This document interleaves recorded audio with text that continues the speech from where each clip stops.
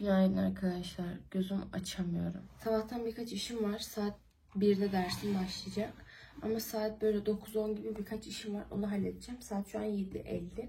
Hızlı bir şekilde üzerimi giyindim. Şimdi makyaj yapacağım. Sonra zaten çıkacağız.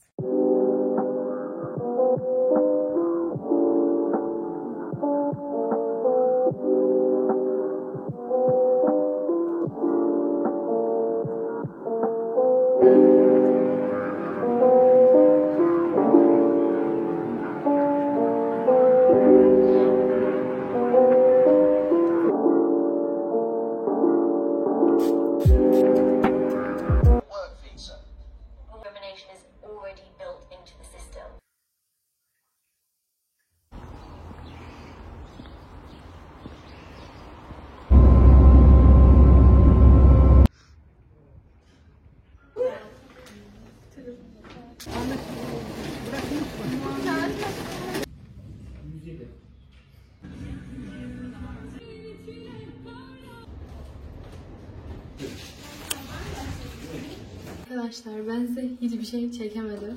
En son eve falan geldik, oraları çektim. Şimdi dışarı çıkıyorum. Saat şu an akşam 9'a 10 var. Bu şekilde makyajımı tazeledim. Sadece böyle çantam değişti. Bu sarı olanı taktım. Zaten full kahve tonlarındayım şu an. Şimdi dışarı çıkıyorum. Arkadaşlarımla kafeye falan gideceğiz. Öyle oturacağız falan. Zaten yarın da okulumuz yok. O zaman ben şimdi sizi öpüyorum ve kaçıyorum. Zaten bir şeyler yine çekerim.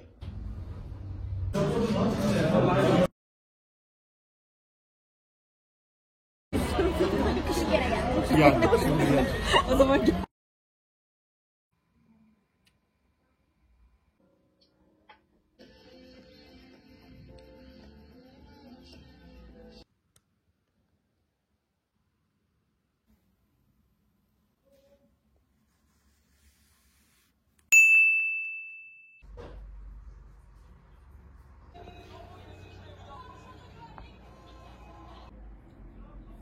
Ben şu an gerçekten nereden başlayacağımı ve ne yapacağımı bilmiyorum. Buzlu bir americano yaptım. Ve bir sürü önümde fotokopiler var. Bu şekilde bir sürü fotokopi var. Ajandam var. Bilgisayarım ve siz. Ders çalışmamız gerekiyor ama nereden başlayacağımı bilmiyorum. Mesela böyle bir kitap var. Genel muhasebe. Buradan çalışmamız gerekiyor. Hoca işledi ve kredisi 6. Sonra böyle bir fotokopi var. İstatistik. Hocadan hiçbir şey anlamıyorum. Hocanın anlatım tarzı bana hitap etmediği için hiçbir şey anlamıyorum. Ve bu bilmem kaç sayfa olan iğrenç dersin fotokopisini bitirdi yani. Yani o kadar çok şey var ki şu an yapmam gereken.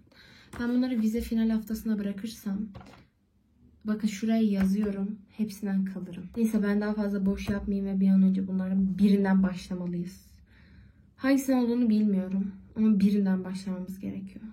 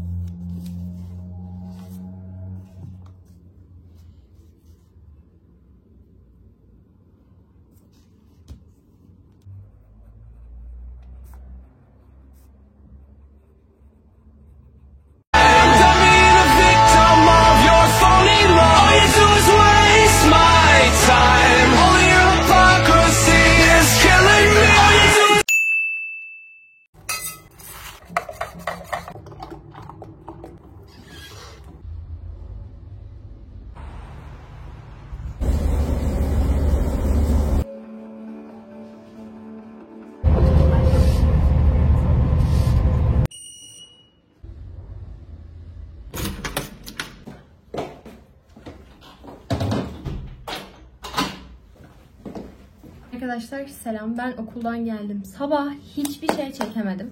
Sebebim var. Ben otobüsü kaçırdığımı sandım. Burada bir tane uygulama var ve o uygulamadan otobüslerin kaç dakika sonra geldiğine bakabiliyorsunuz. Her zaman otobüse bindiğim durağa bakmak yerine aynı isimli farklı bir durağa bakmışım. Hiç de fark etmedim. Otobüsü kaçırdım sandım. Çünkü ben evden çıktım. Direkt hani ben evden çıkıyorum, yürüyorum ve otobüs durağı orada. Evden çıktım, otobüs karşımdan geçti, dedim gitti bu falan dedim. Bir bakayım dedim uygulamadan. Otobüsü kaçırdım sandım ben. O kadar gerildim ki. Hoca da devamsızlık konusunda katı olduğu için dedim ben geç kalırsam giremem derse falan diye düşünüyorum artık. Sonra oradan çıktım, başka bir durak daha var. O durağa daha fazla otobüs geliyor, öyle söyleyeyim. Farklı numaralar da geliyor. Oraya yürüyeyim dedim. Tamam, oraya yürüyorum. Oranın ismini de bilmiyorum. Uygulamadan oraya da bakamadım. Ben böyle sokağın arasından çıktım. Şurada da otobüs durağı var. Direkt otobüsü gördüm. Çok doluydu. Numarasına bile bakmadım. Bu kesin üniversiteye gidiyordur diye direkt bindim. Hayır, farklı numara da olabilir. Hani anladınız mı? Zaten 3 tane otobüs gidiyor. Allah'tan okula giden otobüslerden bir tanesiymiş. Böyle bir macera yaşadım sabah. Kamerayı açamadım bile. Çünkü normalde 7.30'da falan uyanırım diye düşünüyordum. Hem videoda çekerim diye düşünüyordum. Video çekmediğim günler 8'de uyanırsam yetişiyorum ama videoda çektiğim günler hani hem konuşuyorum, birazcık daha yavaş hazırlandığım için daha erken kalkıyorum. Yemek yemedim, daha yemek de yemem gerekiyor. O zaman ben şimdi sizi çok oyalamayayım. Siz videoya direkt geçin. O zaman size öptüm. Bye.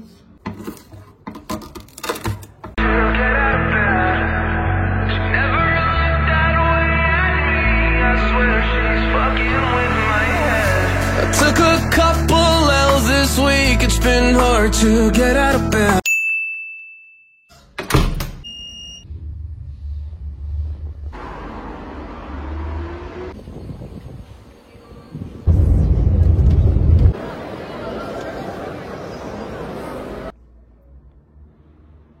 Arkadaşlar şu jalapeno var ya, Allah'ım yaktı, yemin ederim beni yaktı ya. Nasıl bir acıdır. Bunu shorts olarak paylaştım. Gidip izleyebilirsiniz. Paylaşmışımdır yani. Şu damacanayı bir saattir böyle elimde gezdiriyorum. Su içiyorum sürekli. Ağzım hala çok acıyor. Canım çok yanıyor. Şimdi bir tanesini kendim yedim. Bir tanesini ev arkadaşıma yedirdim.